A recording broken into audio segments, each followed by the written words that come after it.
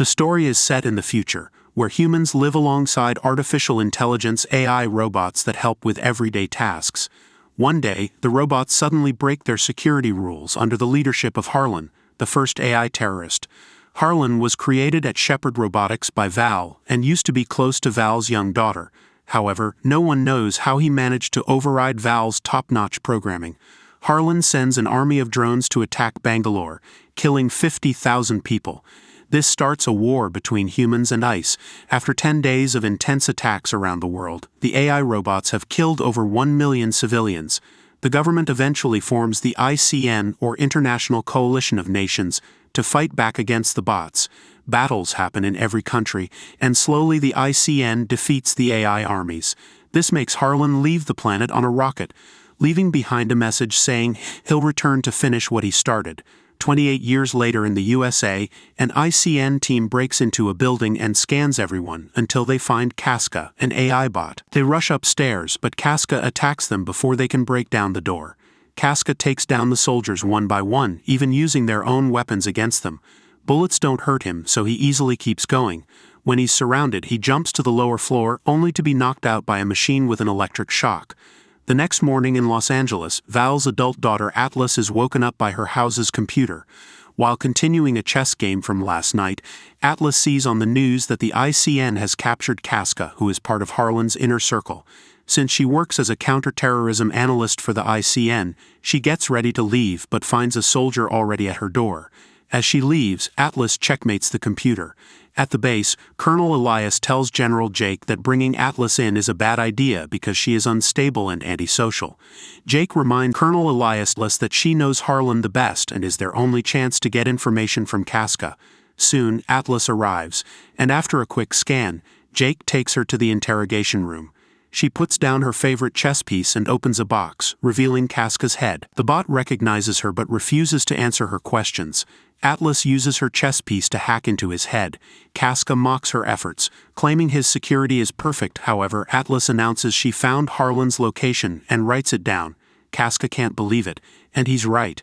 Atlas pretended to find it and made a doodle to trick him into thinking about the location, which then appears on the screen. Harlan is hiding on GR39 in the Andromeda Galaxy. Furious, Casca tries to shoot a shuriken from his mouth, but Atlas is protected by a force field. Then, Atlas uses the chess piece to fry Casca's head. Later, Jake informs Atlas that they want to capture Harlan alive because the AI production company wants to analyze what went wrong to correct it in the future. Elias and his team of Rangers will fly to GR39, which Atlas thinks is crazy because Harlan could have a trap ready. She's sure nobody will come back alive, so to change her mind, Elias shows her the team's ARC suits. They are big battle robots that the soldiers can ride into battle, and Elias reveals their latest upgrade. The Rangers wear neural links on their heads that allow them to synchronize with the suit's AI. Atlas freaks out because letting ice into people's heads caused the war. But Elias explains that they've improved Val's sync device to make it a two-way connection, creating a true symbiotic relationship. In the end, Atlas agrees not to complain as long as she can join the mission. A spaceship soon sets off for Andromeda with Atlas and the Rangers. During the trip, Atlas looks at a photo of her with Val and Harlan and plays a video of one of Val's speeches. Val believed that ICE could learn much faster if they were connected to humans, which is why she invented the neural link device. She thought ICE and humans could help each other. Later, Atlas is called to the bridge for a meeting.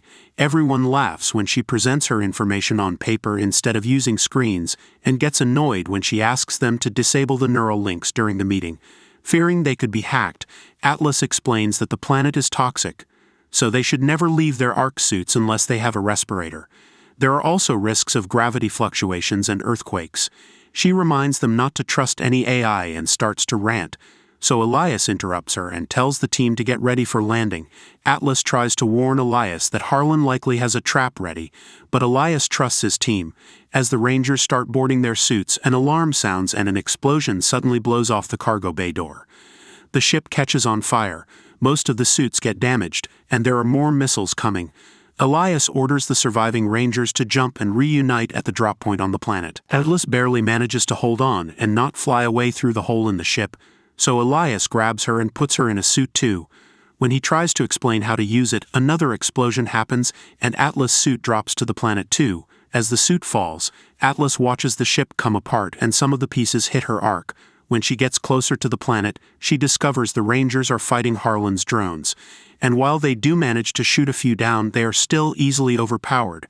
The ship starts falling and almost crashes against Atlas, but a Ranger pushes her out of the way just in time. The Ranger catches Atlas' suit with a wire to begin falling together as Elias appears on Atlas' screen explaining she needs to sync with the suit's AI to stabilize her fall. Atlas refuses to do so, and her helper gets shot down, so her suit begins falling even faster. She manages to activate the thrusters at the last second, and the suit lands quite hard on the planet. But at least it doesn't kill her. After realizing she's bleeding, Atlas tries to contact the base for help to no avail.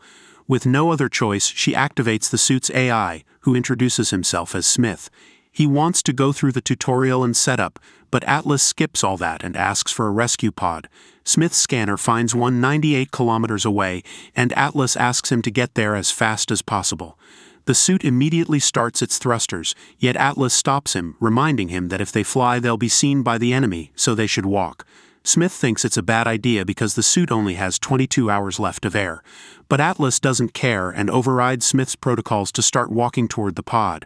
During the trip, Smith tries to bond with Atlas, who still doesn't want to be friends with an AI. He also shows her the beginner's manual, including all the weapons that come with the suit. Eventually, they make it to the drop point and find all the fallen suits, but unfortunately, Smith's scan indicates that all the Rangers are dead.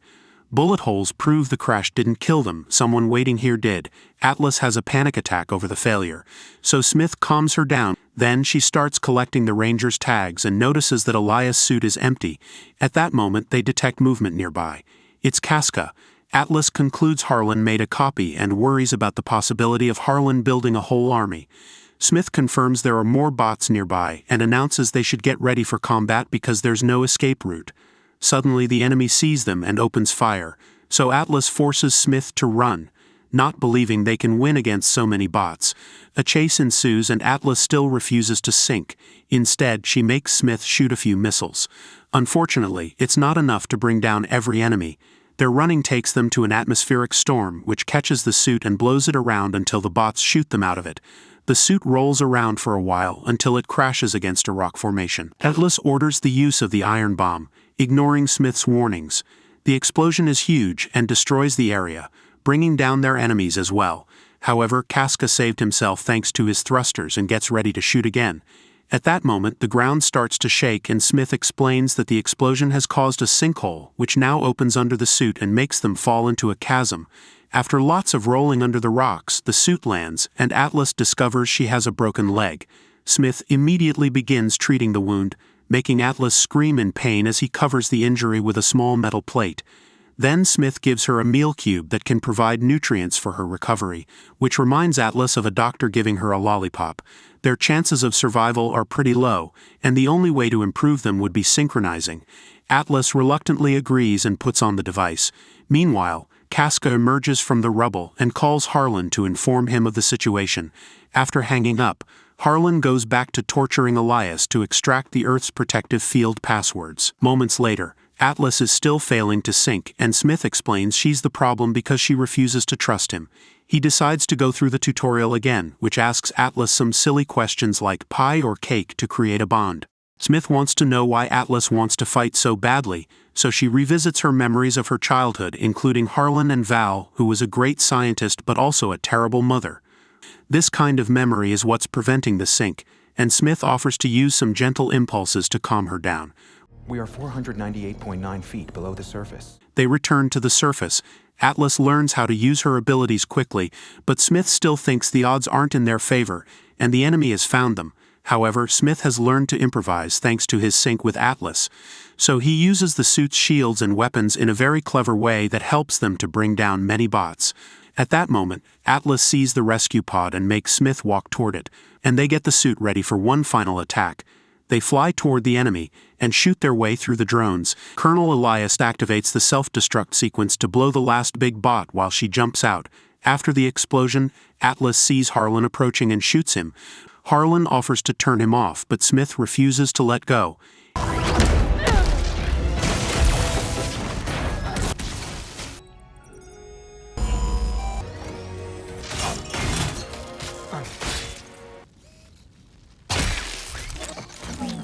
When everything is over, Atlas comes out from the rubble and meets Smith's hologram, who thanks her for allowing him to be more than an AI. Then he disappears while Atlas walks toward the base, where other soldiers are waiting for her. She's finally accomplished her mission. Thank you for watching. Don't forget to subscribe. See you on the next video.